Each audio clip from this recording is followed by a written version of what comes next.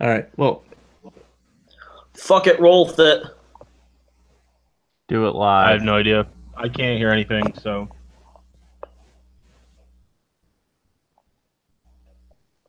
I maybe mean, if it's it's not super big. dis what? I was saying, Chris, you muted yourself. Let's just go. The diet, Steve? Yeah. It's a diet soda. Disappointing, Steven. Disappointing. Well, not all of us want to get diabetes and have GERD, Ryan. So I drink like 3 sodas a week, so it doesn't really fucking matter to me. All right, you ready, All right, that's really annoying now. dude? I don't know. I'll remit. Can you edit it out, Chris? No, No, I I down? can't wouldn't be do able to that. edit it out. I don't know what to tell you. I wish I could tell you what it is, but I can't hear anything. And Peter can't hear anything.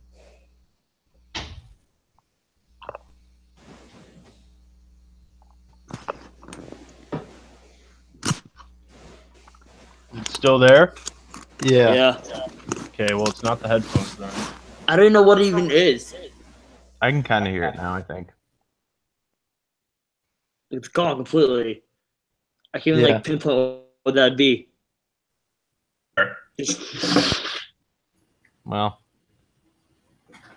Can you still hear it? No, No. not at all. It's completely Yeah, gone now. not at all now. When I can't hear you. Yeah, no, I can't hear Steve, but all right. some mic issue, I guess. Sounds like it's a mic issue.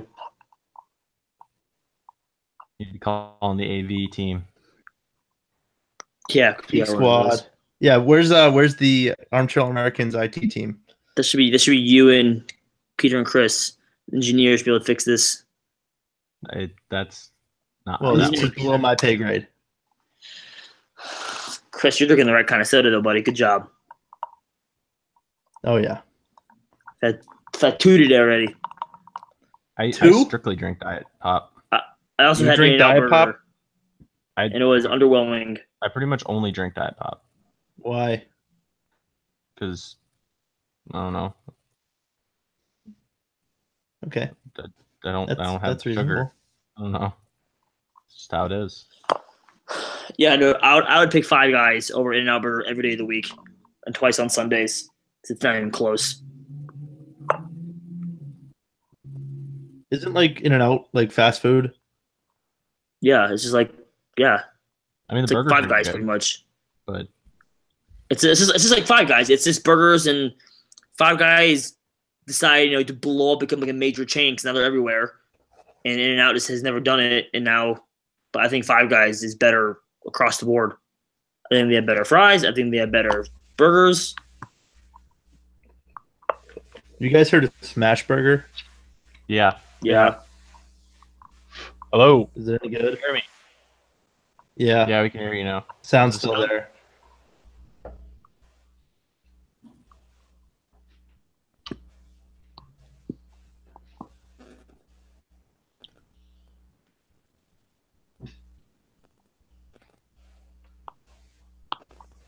Is it still there now? yeah. Yeah. Dude, I have no idea what it is. Can you go to your computer? Do you have a computer mic? It's not. I don't think it's the microphone.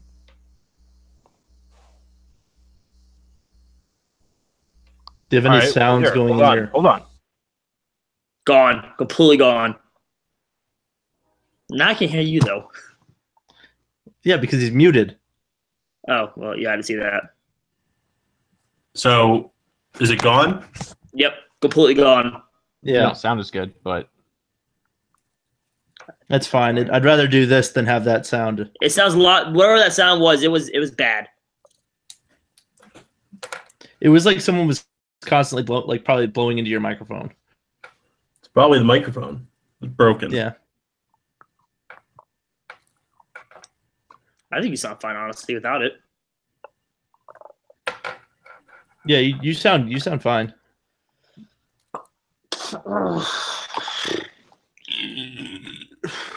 That was Let's gross. do this fucking thing. Peter, how's the ATL treating you? Well, it's been raining for like a week, so How's your job? I don't know. Had to work a lot this week. How's Jordan's job? Good. She's still with Coyote?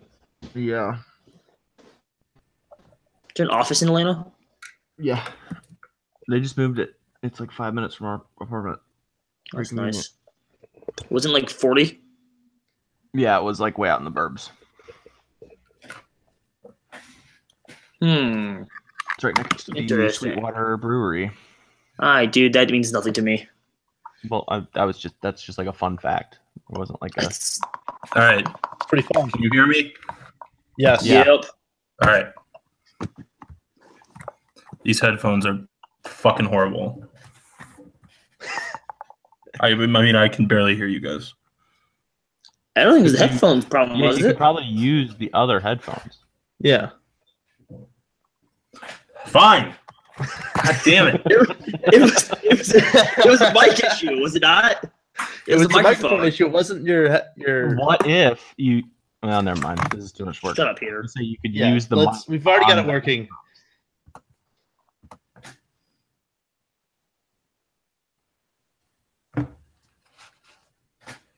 Are we good?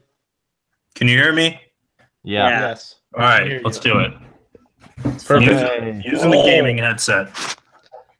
I'm ready. You ready? It works. I was born ready. Yes, it works. All right. We good? Yeah. We're good. All right. Gucci gang.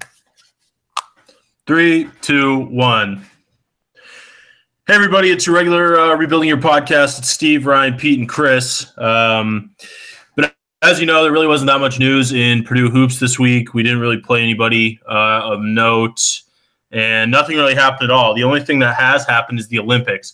So for this week's episode, we're going to do a special thing where we're going to do an Olympics podcast with all the normal segments and everything like that. But we're going to talk Olympics instead of Purdue basketball because there was no Purdue basketball news whatsoever. So I think a good way to start is just to get into the medal table and kind of just talk about everyone's thoughts on that. Obviously, Norway leading in the medal count right now. They have 8 total. Germany's leading in the gold count with 3. USA's only got 2. I think one's in luge and one's in snowboarding. Netherlands is up there. France, Austria, South Korea. A lot of big names. Canada's got 4. So let's just break it down. What you guys think about that? We'll start with Pete. I mean, hey, I love the Olympics. Best time of year. I pretty much watch everything humanly possible. Spent like an hour watching the biathlon today. Who would have thought? We are not a powerhouse in the Winter Olympics. I'll say that much. Not everyone in this country has to get to school by skiing, like in Norway. So it's not, a big focus here. But hey, I love it. We got, I think, the biggest team at the games. We do have the biggest team. Yes, got a surprise silver medal in luge today. So that's pretty cool. I think that's like our second luge medal ever. No, never mind. We have 5. But yeah, got the heavyweights coming up here soon with skiing getting going. Oh, we're always good at snowboarding.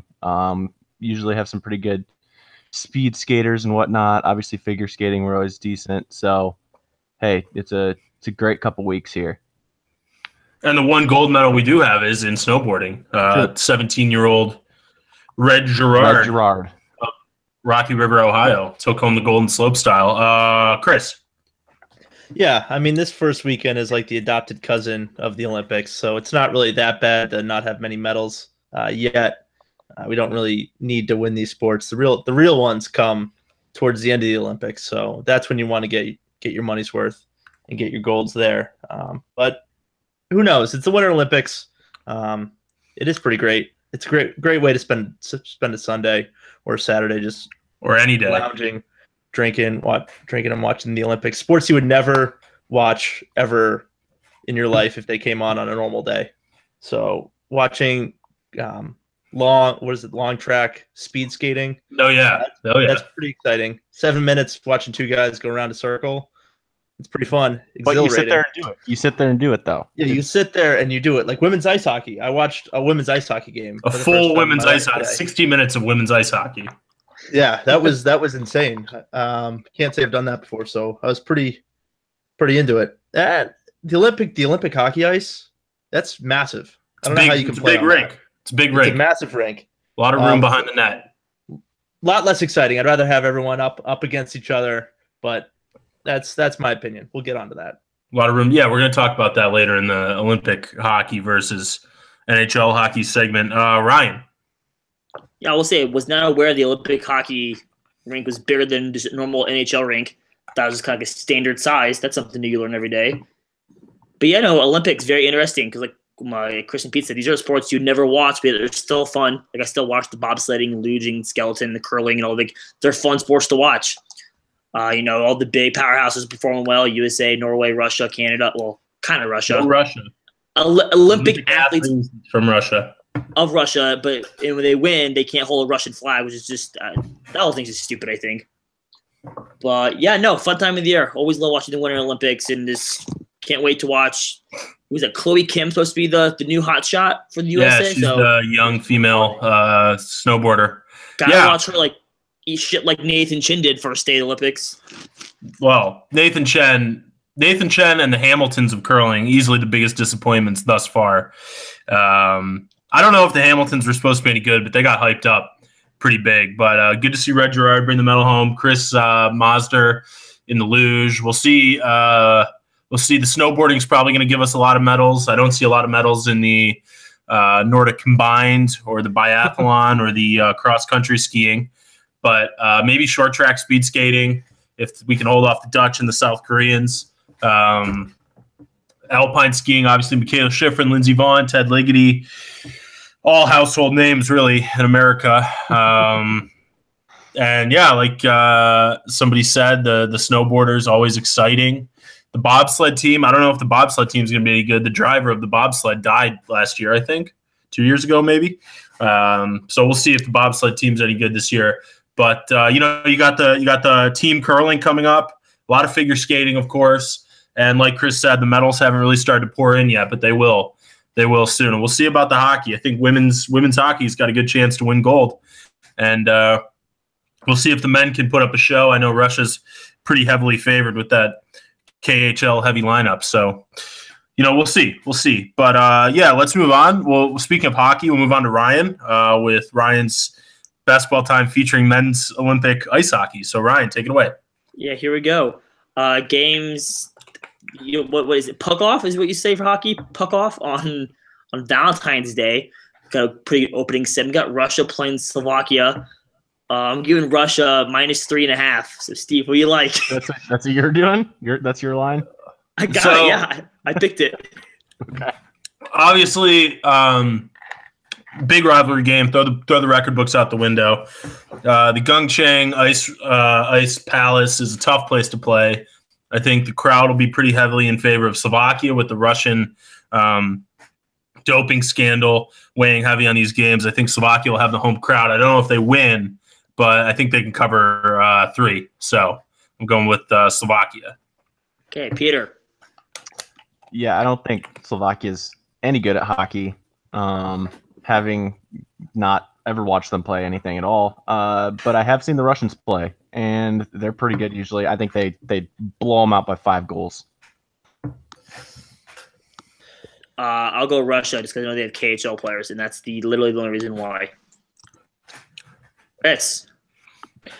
People forget that Slovakia is somewhat of a powerhouse hockey nation. They have my man Zdeno Chara, largest man in hockey, so he won't be playing, obviously, but but they have him. Yeah, he's been working with the team. Yeah, he's been working with the team. He's got his hands all over the game, so I think the Slovaks can cover the 3.5. Yeah. Hey, very nice. Here we go. The game of the day. We got USA playing Slovenia. I'm giving USA -2.5. Pete, what do you got? I think these players from the USA, it's going to be an adjustment. They haven't played together that much. It's like a repeat. When was the last time the NHL players couldn't play? Was that like 1980? 80, 84? When we beat the Russians. Was that the last year? Okay. So yeah, I don't know. Well, I didn't know if they kept it for 88. It was also not an 8-year gap between Olympics.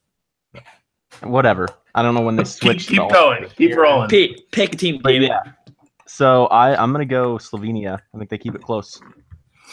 Fuck you. I'm going USA. I'll never bet against USA. Chris. You know what? Slovenia, again, one of those other powerhouse nations of Eastern Europe. So USA hockey team, they've got a big challenge. They don't have Herb Brooks in there to coach the team up. So I think they win, or I think USA wins, but I don't think they cover. Steve. Yeah, I mean, I got to go with the USA here. I think you got to look out for Ryan Donato, Pride of Scituate, Mass.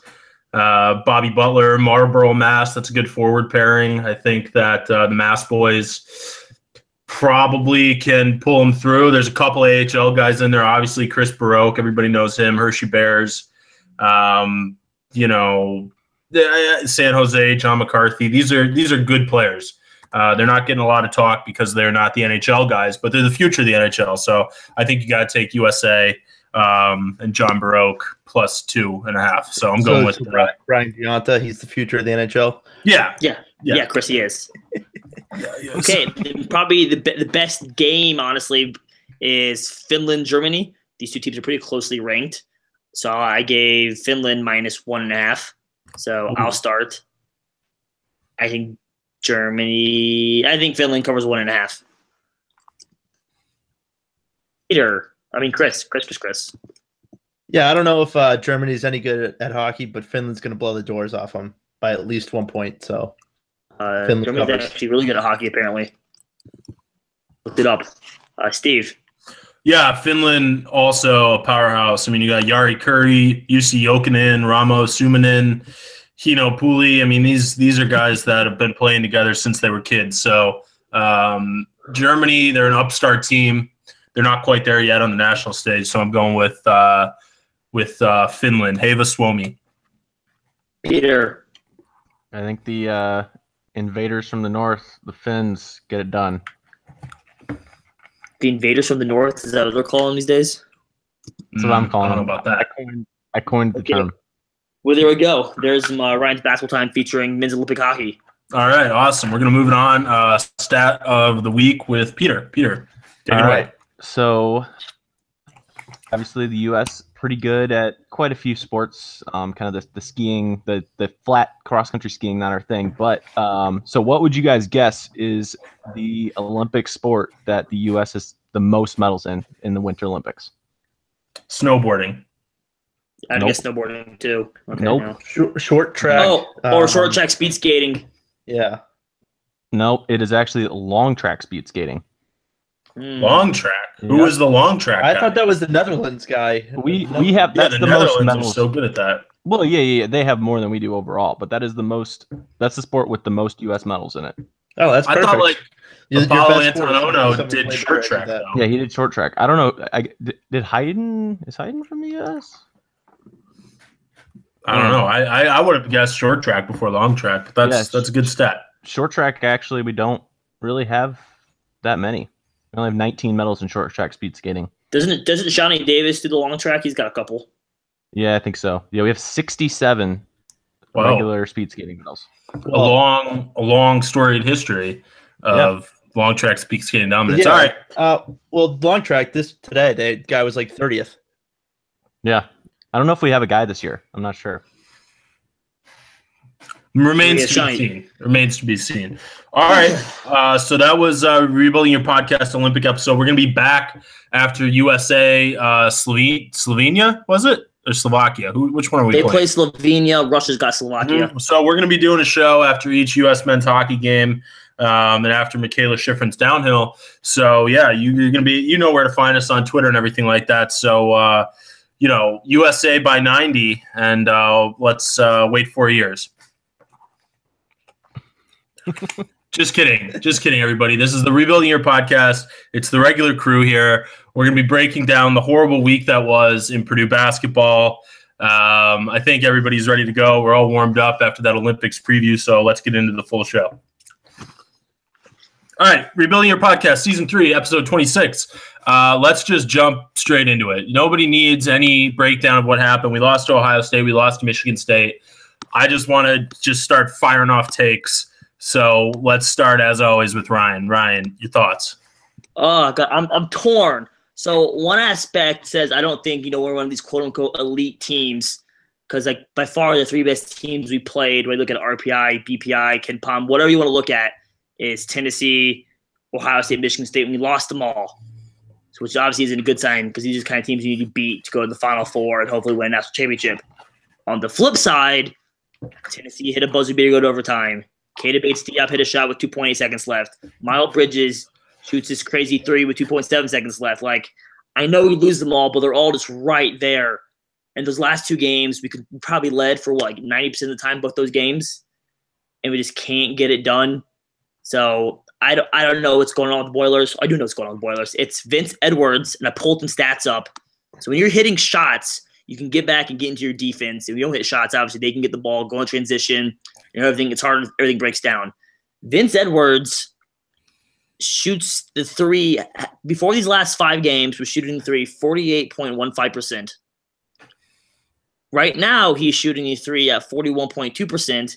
But the last 5 games, he's shooting it at 14%. Oh, 3 of 21. His last 3 games, he's 0-6, 0-3, and 0-4, and is shooting the ball atrociously from 3. Overall, he's shooting the ball still 37%. It's worse, but it's not, terrible. But I don't know what his deal is. I know he was sick for a couple of those games, but obviously he's healthy now. He's fine. I don't know what his deal is because if he's not hitting threes, the whole thing just collapses because they get the ball, they transition. And same with PJ. PJ shoots the ball 50% from 3, and right now he's shooting the ball 25% from 3.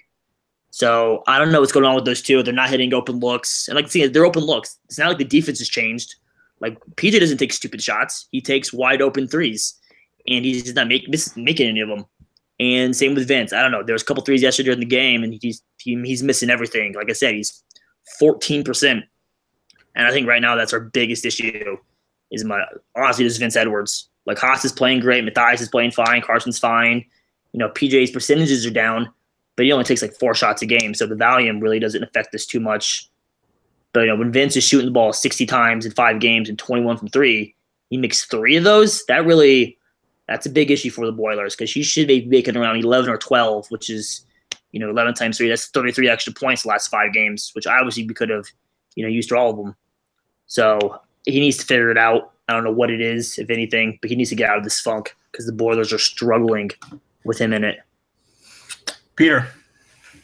Yeah, I think Ryan said the biggest issue there is just Vince isn't playing well. And the whole team, obviously, our shooting hasn't been quite what it was for most of the month of January, the last 2.5, 3 weeks here. But something's just not right there. And I think the biggest issue we've had is just we go on these long stretches in, kind of the middle of the second half of just the offense just falls off the wagon. I know in the Ohio State game, there's a big stretch there of 10 minutes where he scored a couple points right after Carson had just gone on a tear, and, OSU climbed back from a 14-point hole and, tied the ball game back up. Same thing with Michigan State. We were up by something 9 or 10 there at one point, something close to double digits, and just went on a 5-minute string of just bad offense. Not even open shots that we were missing. It just nothing looked good. The ball movement wasn't there. And then good teams are gonna score points against you. That's just how it's gonna work. And yeah, there's just these stretches kind of in the middle of the second half where if we just make, even if you just shoot, make a basket once every 3 times down the court, you're still keeping the lead, holding it out. And, I think at the end of games, we've actually played fairly well, the last 5 minutes down the stretch, making some buckets. But just that time kind of right before crunch time, we're just fallen apart and not able to kind of seal up these wins. And I think that's really been the biggest issue. And I don't know if there's just not a guy to go to. The subs just aren't working quite right. So we have the wrong guys on the court at certain times, but something's not right there. And that's really been the biggest issue the last 2 games. Yeah. Chris. Yeah, getting on the subs when you have Nogel, Klein, and Grady Eifert on the court at one time, that's a recipe for losing games and losing games quickly. So whenever I see them out there, I have like a heart attack because I don't know what Painter's thinking. I don't know what he sees that makes him throw Grady Eifert out there for like 3 or 4 minutes, and you're like, all right, he does nothing, and you don't have to defend him. You can defend the other 4 guys on the court because he's not going to shoot. And he makes one hustle play, and that's about it, and everyone falls in love with him. We've been on this for a long time, but it wasn't the problem with the Ohio State and Michigan State game. It was more what Ryan said with Vince, because he's supposed to be, or him and Carson are supposed to be that key player. I know Carson had an amazing game against Ohio State, but when you can't go to Vince and trust that he's going to make a shot, then it's kind of difficult to win games. I know he did make one. He made one shot in that Ohio State game to tie it up, but if he was consistent over the entire game, that would have been an easy win. And then with the Michigan State game, it's all about rebounding and not getting offensive rebounds, not having the position to get offensive rebounds to get those second looks. It's tough because against those good teams, you're going to need those. Because if you miss 3, that's a wasted opportunity. The other team's chances are they're going to go down and score, and then it's a 5-point swing right there. So I wasn't super disappointed in the way they played. They lost those 2 games by 4 points, and they're 2 of the best teams in the country. So it's tough, and you want to win, but what can you do? It's going to worry me in March when you have to play good teams every day, or not every day, but every week. So it's gonna be tough in the future. Yeah, I don't have a whole lot to add on the individual players, although Vince has been a dumpster fire lately. But the main thing that worries me is what Ryan said, that we haven't beaten an elite team all year long. The closest we ever got was Arizona on a neutral court when they clearly were having some major issues. And then I guess Michigan, but Michigan's they're not a Final Four team. They might be a Sweet 16 team if they get on a run, but they're not an elite team by any stretch of the imagination. The elite teams that we played were Tennessee, although we didn't know it back then, Ohio State, Michigan State, and we lost them all. And say what you will about last-second shots, but that's the difference in March a lot of the times is who can make the big shot. And I was trying to think yesterday after the Michigan State game, what's the last big shot that a Purdue player hit? The only one I came up with was Kendall Stevens, like against Penn State. Like the last big shot in the open court in play that Purdue hit. Like they don't hit buzzer beaters. We rarely take the lead late in the game. We don't have a lot of experience winning these close, tight games that come down to the last possession or the last shot. And certainly our defense hasn't looked that good. We let Keita Bates-Diop get a tip in at the buzzer. I mean, Miles Bridges, there's not much else Dakota could have done there, but it just really concerns me that this team can't beat the elite teams. Probably the best team that we've beaten over the past couple of years was Iowa State last year. Michigan State had a down year last year. I know we beat them, but that was probably one of the best teams that we've beaten in a long time. Then we got our doors blown off by Kansas. We lose to Ohio State. We lose to Michigan State. So it really does concern me because after the first, 2 rounds, you're going to get nothing but teams that you would consider elite, probably, unless there's a team that makes a run and knocks somebody off. You're really going to get the cream of the crop from the Sweet 16 on. And I think this team is a Sweet 16 team no matter what. But right now, I'm not sure that they have the killer instinct, the giant killer instinct, maybe even to beat a big team. I don't see us going into a matchup against any big name team in the top 10 and coming out victorious. I just don't see it right now because they haven't ever shown me that they can beat top 10 opponents. I wouldn't even know the last time that we beat a top 10 team.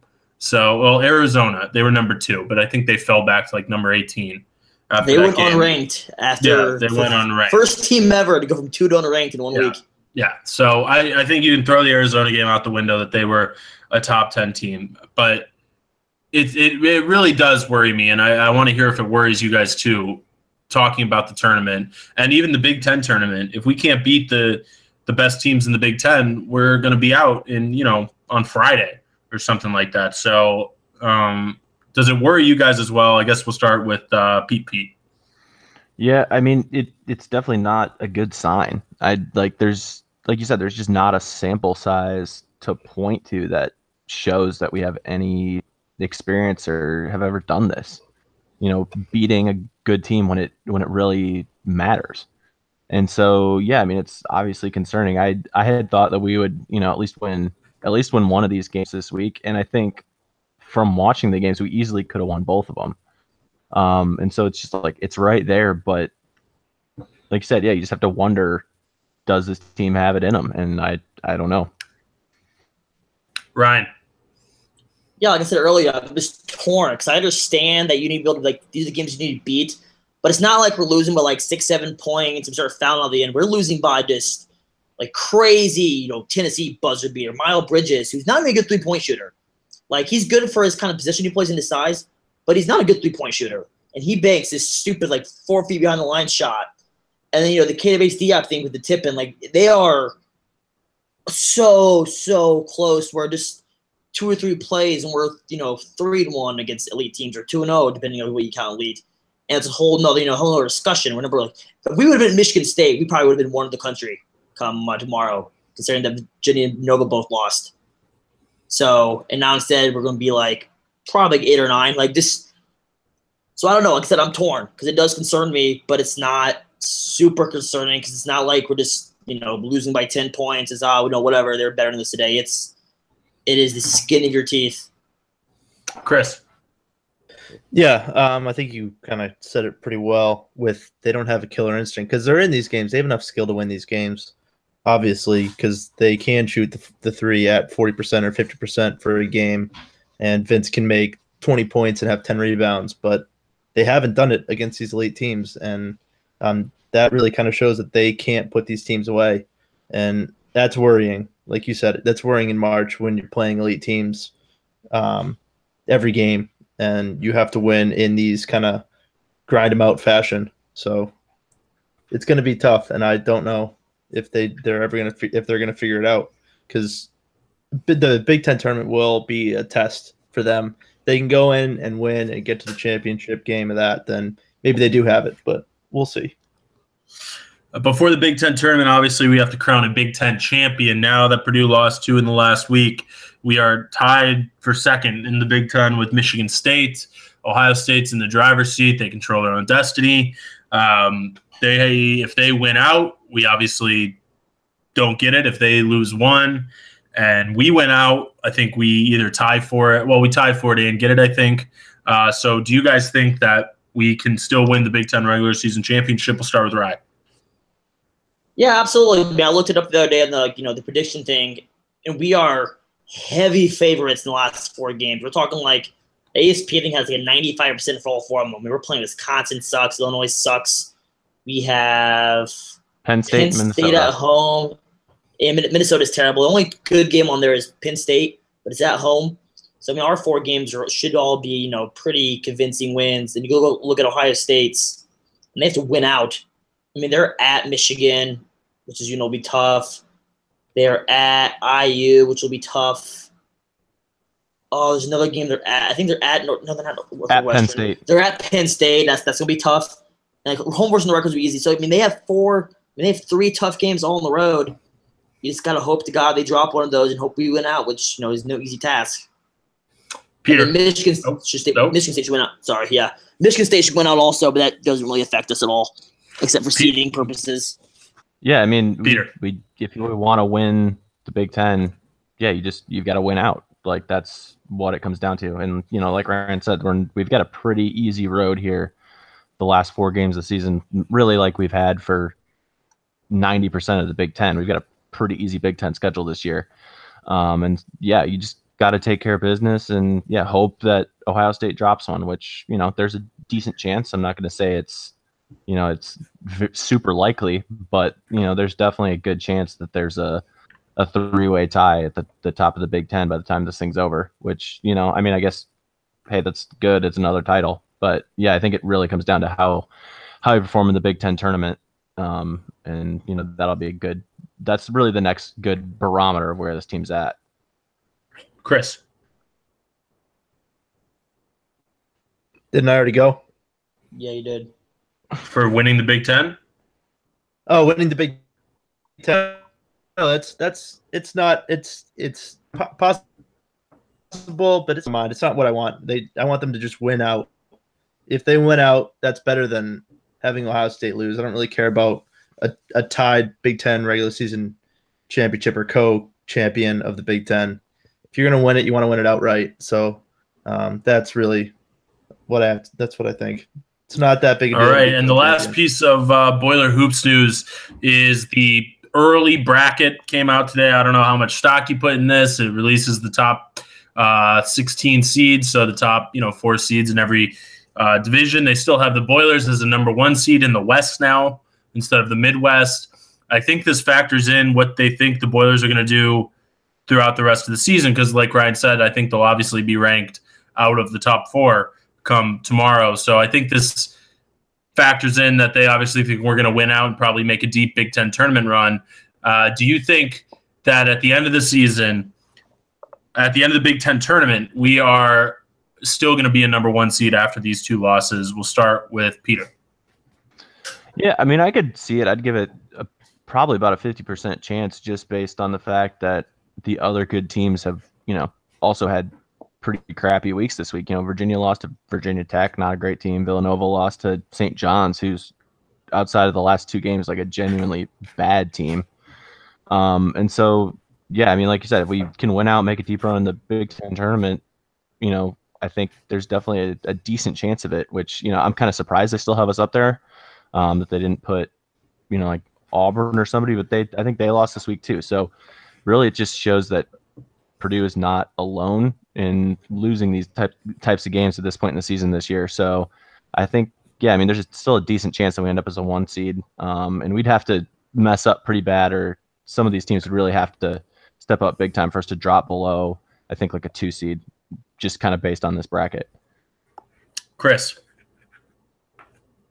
Yeah, I'm not surprised that they have Purdue as a 1 seed. I know they the whole season Purdue's played very well. I mean, other than this week and then the prequel to this week, which was 2 weeks ago against Rutgers, where they didn't play well. But they've got the skill, and going in, they're probably gonna win these next 4 games. I think they do make a deep run in this Big Ten tournament, and if they do that, then it's pretty easy that there's. I mean, I guess you'd say Michigan State might be better than Purdue, but I feel like overall on the season, Purdue is just a more talented team, and can make a deeper run in the tournament. So that's how I think of it, and I think the tournament committee agrees with me. Right. Yeah, so the tournament committee, this bracket they revealed is if it ended today, these were the seeds would be. So, I mean, in their eyes right now, we are a 1 seed. So if we just kind of win out and do our thing, we shouldn't really move. I think it's going to get real interesting if we do win out, because these 4 wins don't help us at all. Like, in terms of committee, these 4 wins don't do shit for us. But if they lose them, it does a lot because it drops us. So I'm just curious to see what happens if we win out and then maybe lose early in the Big Ten tournament, because I feel like we always play like shit in the Big Ten tournament. I mean, besides that one Michigan State game like 2 years ago, I feel like every single year we're getting. Well, there's going to be a big crowd in Madison Square Garden for it. Yeah, true. MSG is going to be heavy on the Rutgers crowd, and only Rutgers. So I mean, I put a decent amount of stock in it, because this is it's not just Joe Lunardi's guessing. These are the actual picks, so you can kind of follow along and you kind of move them based on who wins and who loses. And it's usually a pretty good barometer to tell where we're going to be. So, but I do think we're a 1 seed when it all comes down, because I just don't see us doing much to hurt that spot. Yeah, I think it all hinges on the Big Ten tournament. I think obviously we have to win these next 4 games. That goes without saying. But I think we're going to get another shot at either Ohio State or Michigan State in the Big Ten tournament. Maybe both of them, depending on how the seeding goes.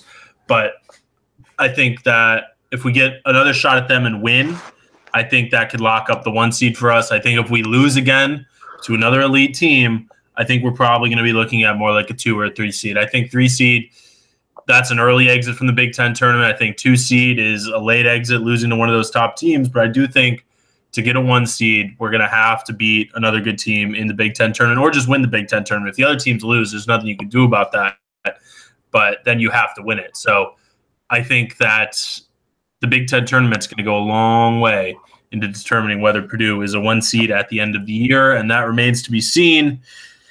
As far as other news, I don't think there really is any this week. That was a lot of Purdue basketball news, so let's get on with the segments. All right, we're going to start for real with Ryan's Basketball Time featuring basketball. So, Ryan, take it away. Yeah, did something a little different this week. KenPom has predictions for what the spreads will be, and he's actually extremely accurate. So I just look that up so I can do games for the whole entire week instead of just a shitty slate tomorrow. Steve, we're starting with you. I think this game's Wednesday. Kentucky goes to Auburn. Right now, Kentucky's 24 and Auburn's 8. That will all change tomorrow. But Kentucky at Auburn. Auburn's an 8.5-point favorite. What do you got? I think Auburn does not cover that, actually. I think Kentucky can cover 8 against Auburn. That's all I got. Yeah, I'm with Steve on this. I think Kentucky keeps it close. I think Auburn's definitely a better team, but I think it's, within, 5 points or so. I just watched Kentucky last night, and they lost by like 20 points or 2 nights ago. So Auburn coming off a loss, I think they bounced back. I think that crowd is rocking because it always gets rocking when Kentucky comes to town. So I think Auburn can cover 8.5. Chris? Yeah, Kentucky's defense is an absolute liability, and I think that going to Auburn, this will be a pretty easy game for Auburn to win and cover. So I think they cover. There we go. Okay. Also on Wednesday, I believe, we have Ohio State going to Penn State. Ohio State's a 1.5-point favorite. So, Pete, we'll start with you. That is absolutely shocking that it's only 1.5 points. I think Ohio State covers that. Yeah, it's weird to play in Penn State's arena, but I think Ohio State is definitely a better team, and that was their one loss that they've had in the Big Ten so far. So I think they beat them pretty good this time. Yeah, I have a feeling this game will be pretty much a throw-out game. Because when Penn State, honestly, is actually playing really basketball. They're like 17-8. I mean, they're actually, I think, 5th in the Big Ten, trying for the tournament. But 1.5 is a pretty low spread, especially the fact that Penn State already beat them. So obviously has, a little revenge on their mind. So I think they go into the mausoleum and, handle 1.5. Chris? Yeah, I believe this is the game that Ohio State drops and makes it a co-Big Ten champion between Purdue, Michigan, and Ohio State. So I think Penn State wins and covers. Well, if they win, they have to cover, but thank you. Steve? No, I'm going to go with Ohio State here. I think it's a revenge game for them, and I think they can, beat them by a basket. So OSU. Okay, here we go. Rivalry. Throw it out the door. I'm in the state right now. Arizona goes to Arizona State. Arizona looks wishy-washy. They look so good some games, so bad other games. Arizona State was the best team in the country for a week, and they had just fallen off the face of the earth. But the game's in Tempe. Arizona State's getting 3.5. I will start.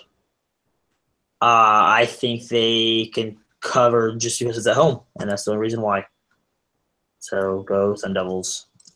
Yes. What's the spread on this? 3.5 for Arizona State. I think that Arizona State's is the better team. I think they've played really well, or they used to play really well, and they had a bad stretch in there. So I think Arizona State will cover 3.5. Steve. Nope, I'm going with the Wildcats. Wildcats win the game in Tempe. Yeah, I'm going with Arizona as well. Arizona State just doesn't have whatever they had at the beginning of the season. Okay, probably the biggest game of the week. Actually, it's just flat out is the biggest game of the week. Villanova goes to Xavier. This game has a lot of one-seed implications, has the Big East implications, a lot of writing on this game. It is at Xavier. Villanova is minus 2.5. So, Chris, and last time they played Villanova by like 30 points at Villanova, for what it's worth. But, Chris, we will start with you. Villanova minus 2.5 is at Xavier. Villanova at Xavier. I think this is going to be a remake of what happened with Purdue and Michigan State, where the lower seed or the lower ranked team pulls out the win at home. So I'm going to go with Xavier. I mean, for what it's worth, Xavier will be right ahead of them tomorrow. But for this purpose, we'll say they're lower ranked. So go Xavier. Steve. Yeah, I'm going to go with Xavier too. It's going to be the biggest game for Xavier this year at home. Big crowd on the Cintas Center. So I'm going with the Muskies. I think I'm going to go with Villanova here. I think they're a better team, and I think the seniors on their team, bring home the W. Yeah, I'm also going Villanova. I didn't watch Villanova with St. John's, but the games I have watched them play, they look like the best team in the country. So I'm going Villanova. And the last game, we have West Virginia going to Kansas. Kansas just got blown out by Baylor. West Virginia is hit and miss. Some things look really good, some things look really bad, but they have that press. It's out Fog Allen. Steve, we'll start with you. Kansas -4.5. I am going to go with Kansas. I think West Virginia – I know Kansas just lost, but I think West Virginia is even more suspect than Kansas. At Fog Allen, obviously a tough place to play, so I'm going with Kansas. Peter? Yeah, I'm going with Kansas as well. I know they've had issues this year, but West Virginia's just been bad as of late, so going with the Jayhawks. I'm also going raw chalk. That's all I got. Chris? Yeah, Kansas went into West Virginia and beat them. I think they could take it home and clean sweep them. The broom's ready. There's Ryan last time with basketball. Kind of like how I did that with the better games. Yeah, that was good. All right, Pete, stat of the week. Yep. All right. So, like we said earlier, we were trying to diagnose what is wrong with the team here lately. And so since the IU game, basically, I think that was the last game after Michigan, we've been shooting 32.7% from three. And in all the games prior to that, up until including that Michigan game, we were shooting above 44% from three. And I mean, that's a pretty big swing, especially when you take as many shots as we do in a game. I think we average probably, around 23s a game. And, if that's, 2 or 3 of those, that's 6-9 points. And, that's the ball game. And especially in these last 2 games where we've gone on those stretches of just not being able to hit anything. And I think that's really been one of the biggest differences. Obviously, we're playing better competition, but that a 12% difference in our 3-point shooting percentage is pretty significant. Yeah, I mean, I think that the 3-point shooting has become more crucial than we originally thought it would be. I think we always thought that we could either shoot the 3 or go inside and win games either way, but it's looking like that when we're playing really good teams, we need to have both going simultaneously to win. Obviously, we haven't against Ohio State and Michigan State. So, yeah, I think that's a big reason why we've been losing, on top of the fact that the competition's just been a lot better recently. I'd be curious to see what it is without Vince Edwards in that stat, like what the team shooting minus Vince Edwards. Because, dude, I looked it up, and they're all – he's shooting so fucking bad. 14%, so terrible. Oh. Yeah, you can take him out, but it's still – he's going to be a starter. It doesn't matter. No. I meant, take him out of that percentage. No, I know, but he's still going to be a starter. Well, I know that. I think it's just trying to diagnose the problem. Did they get a new shooting coach or something who fucked up his shot? Is he hurt? How do you go from shooting 50% to shooting 20? Yeah, the rest of the team hasn't been hitting. PJ is 1 for 7 the last couple games. Everyone's just down lately, and I don't know if the shots aren't open. I don't know what's going on. They all have the flu now. Let's hope that happens. Everyone has Ryan Klein's made 1-3 in the last 5 games. I don't think he's had a shot in the last 2 games. He hasn't. He is 1 of 5 in the last 5 games. And he only did 1 shot. It's going to be pretty dark when Ryan Klein's a starter next year. That's going to be – oh, God. That's going to be tough. It's going to be tough to watch. All right, let's move on. Internet comment of the week, folks. There's a lot to choose from. Most of them are from the Michigan State game. a lot of there's basically two themes that I was going to choose from. The first theme is that Michigan State basketball, I guess the players or the fans or whatever, are somehow also complicit in the sexual abuse scandal involving Larry Nassar. We had a couple tweets. This one's from Sam Ebling 3. He says, on another note, it's just fantastic. The Breslin Center still sells out as all the MSU fans support a guy in Izzo who does nothing about sexual assault. We had Barstool Boilers reply to Barstool Spartans. The Spartans said 68-65. The Boilers said 265-0. Oh, that's cold. State's favor. Then the other theme, which was my personal favorite theme, which is always a theme when we play Michigan State, is how classless, just the lack of class in the student section of Michigan State, summed up in no more than our old nemesis and big baby bitch, Chris Foreman, saying, the Izzone yells a lot of profanity at everyone. And a whole bunch of replies that were like, oh, the paint crew would never do this. The paint crew would never do that. Listen,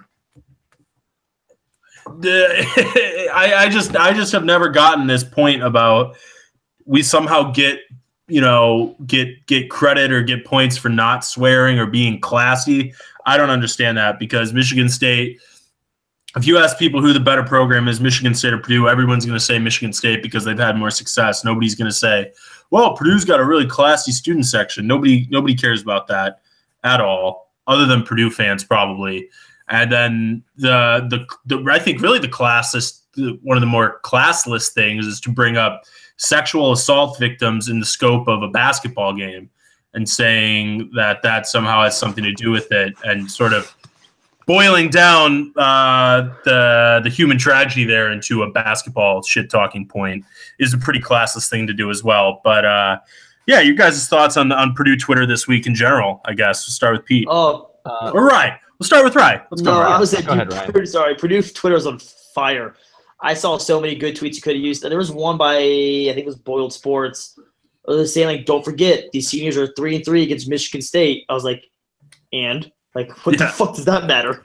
Like, 3-3 is not good. It's not great. Like, that doesn't mean shit for this year.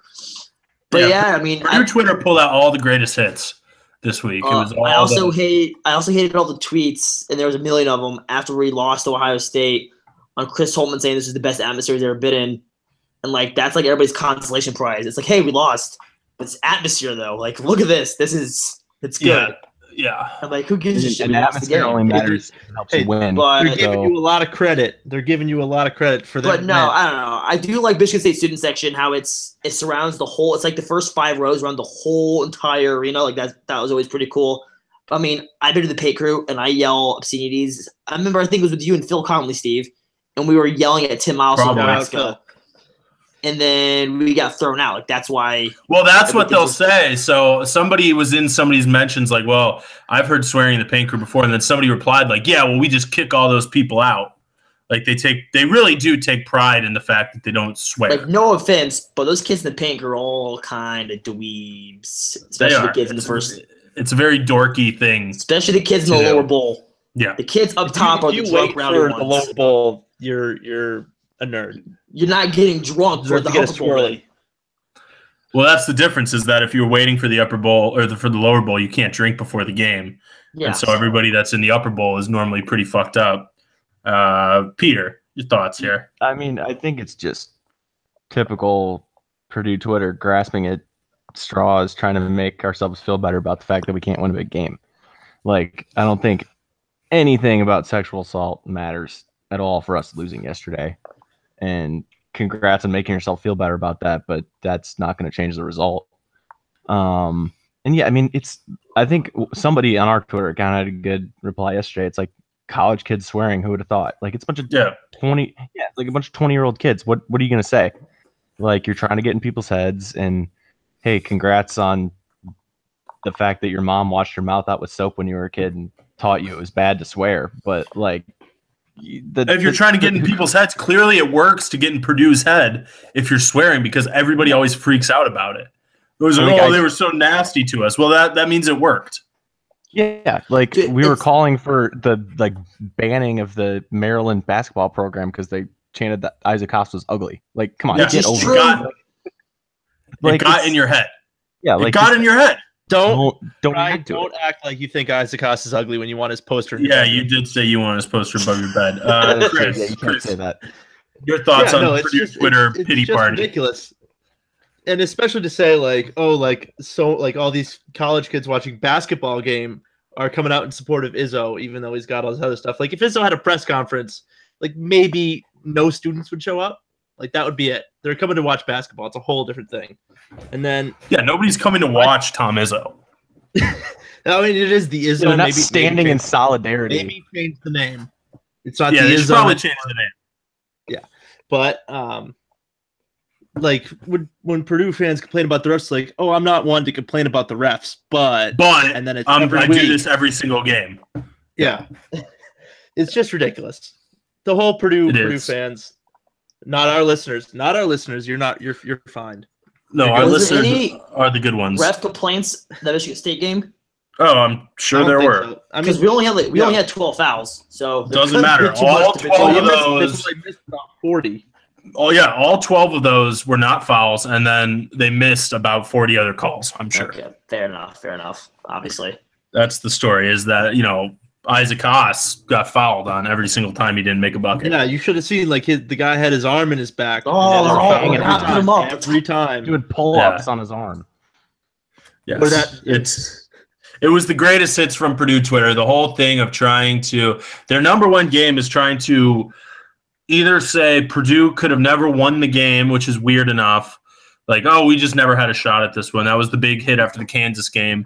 Or trying to knock down your opponent by bringing up things that are irrelevant to basketball, like the swearing or the sex abuse scandals, things like that. Things that are just irrelevant to the fact that Miles Bridges hit a shot that nobody on that Purdue team could have made in 10 tries. That's the second big hit of the night. And the third big hit is to say there was a lot of this after the Ohio State game as well. I'm glad we lost because now there's the monkeys off our back. There's no pressure on this team. Well, if that's how they play with no pressure by going out and losing the next game, then I'd like some more pressure on the team. So let's move on. Loser segment of the week. We'll kick it to Ryan, this is like your third week in a row, dude. This is just Ryan's segment. This is Make it a permanent thing. Yeah, this is Ryan's segment. I've gotten like 6 games right in the last 4 weeks. It's an all-time low. It's really bad. It's getting out of hand. So whatever I pick, he's always picked the opposite on me for listeners. Yeah, I guess it's curious. If you were to be able to do one Olympic sport, what would it be? What do you guys, if you could participate in one?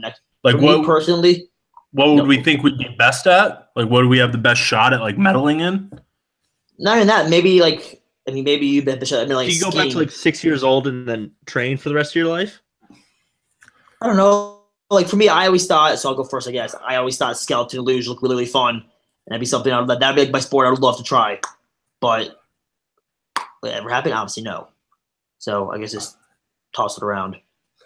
I was talking about this with somebody last night, is that I think that curling would be a lot of fun to get into because it looks like a sport that A, requires minimal athletic ability, and B, I can imagine that a curling club at the club level, not at the Olympic level, is probably a lot of drinking beer. It's a lot of hanging out. It's sort of shuffleboard on ice. And I think that not only could I learn that sport relatively quickly and maybe even be good at it, I just think that would be the most fun sport to play in the free time is the curling. I'm assuming we're keeping this to winter sports. Oh yeah. Winter sports. Yes. Yeah. I mean, I would say not based on any sort of skills that I have at all in my life, but I think like big hill ski jumping would be pretty sweet to do. Obviously not an American strong suit at all. I don't know if we even have anybody in the events. The Austrians kick ass at that, right? Oh yeah, but I think it'd be pretty cool to go flying down a hill at 70 miles an hour and then shoot off for a football field and a half before you hit the ground. So I think that'd be pretty cool. I think that would be absolutely terrifying, as well as the. I think it sounds fun. I think it sounds fun. So I think I was watching the ski jump, and there's like 15, 20 mile an hour winds on that hill, and they're just like going through it. Like, yeah, this is good. I was like, no, they have to stop it at certain times if there's a crosswind because you'll just but like fly at the top, off and land. like at the top, the wind's like twice as high, but they don't care because you're not jumping yet. But that'd still be terrifying to be sitting on top of that hill. Yeah, it really would. And what was I going to say? I had something to say. Shit, I forgot it. Oh, the ski jumping. There was like this big scandal a couple years ago where like anorexia was like a huge problem among ski jumpers. Like they don't, like they had to force them to like eat. Like they had to put them on like diets where they were like forcing them to eat. Yeah, it's a lot like jockeys because the whole thing is how skinny can you be? I mean, that's a big part of it is how small can you be? Which to get up, I guess, to stay up in the air for a long time, you want to be as light as possible. So that was a big problem. My thing is, I like skeleton and luge, but I'd be terrified going head first for skeleton. But skeleton, you only go 70 miles per hour. Luge, you're going like 140. So it's like, oh, I want like a mix of. You want slow. I think skeleton is. I mean, it's crazy to put your face that close to the ice, but luge you can't even see like where you're going. I mean, you have to like crane your head up. Skeleton, it's all right. You have to memorize the course. Like you're. Yeah. I guess I'd probably say fucking just get in the bobsled, go on the track, and be in a container where I can't. Apparently, the bobsled's equally terrifying because you're not looking at anything. You're looking at the back of the head of the guy. Unless you're driving the bobsled, you don't have your head up. Oh, you just have your head down the whole time, and it's like honestly being trapped in a steel can going 80 miles an hour. What it comes down to, I just want to do some glorified like fast sledding, and those look like the best way to do that, but they're probably terrifying. Just the toboggan is what Ryan wants. Yeah, so go toboggan. You just want to go sledding. Pretty much. Yeah, that's all you really want to do. You need to find an icy hill and get one of the old metal sleds, and that's what it would be. Yeah, basically. Chris, did you go? I did not go. I'm gonna pick the short track speed skating. That looks like a shit ton of fun. Just racing around a little. How big is that? Like it's 50 like, feet? It seems it's like half of a hockey rink. I think it's like 100-meter circle. Yeah, it's ridiculous. And like 9 people on it or 8 people on it.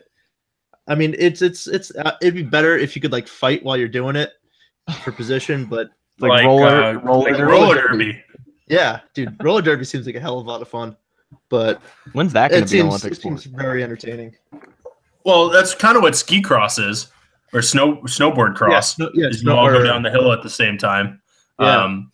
But the fun fact about the short track speed skaters have to wear Kevlar underneath their skin suits. Yeah. Don't they also have like gold-plated fingertips? Yeah. No, they have those little balls on their finger. I think it's gold. Oh well, probably. That seems excessive. Yeah, you have to wear the helmet and you have to wear cut guards all over yourself, so you don't get sliced up by those enormous blades that they wear on their feet. Those have to be bigger than a foot, right? They probably have like inches, probably. Yeah, they're enormous. They're enormous. The biathlon also seems like fun, but I think that's just a lot of work. It's a marathon plus shooting. I'd rather just do the shooting. Yeah. It just looks really hard. On that skiathlon that I was watching today, they were cross country skiing for like an hour and 20 minutes. Like uphill too. Yeah. Yeah. That seemed miserable. Those are one of the ones like that I have no averaging interest in doing. Yeah, when you average like three minutes a mile, like you're going. Yeah, but dude, if you've ever gone skiing and like found yourself like downhill of where you need to be, and you have to like hike up on your skis or like pull up, like pushing yourself, it's hard. Like that's a really hard thing to do, and it just seems like a nightmare. The cross country skiing, the downhill skiing, also doesn't seem fun because they ski on basically ice. And it'd be fun. It's like 100 miles an hour too. No, it would not be fun, dude. When it's fun skiing is when it's like the snow's soft and you kind of glide through it. They're on straight ice. Like that's how they like it. Is just ice.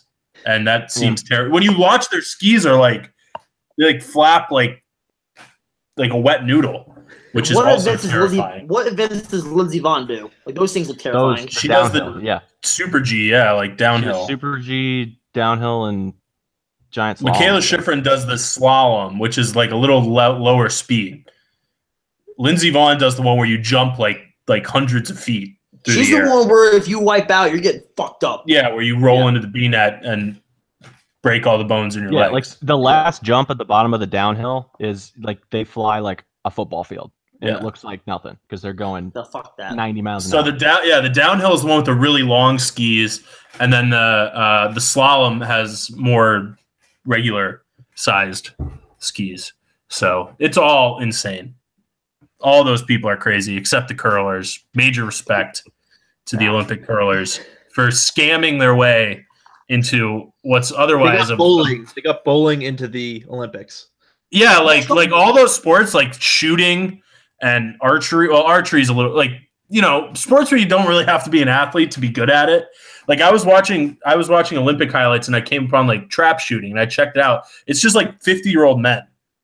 Yeah. Like that are on the Olympic team. Like congrats to all those sports for scamming their way into the Olympics and being alongside winning the same gold medal that the swimmers or the runners do. And train for 12 hours a day. Yeah. Incredibly demanding training. Triathletes, biathlon skiers, all those people. And then the shooters, the curlers, the bowlers, even the golfers to an extent.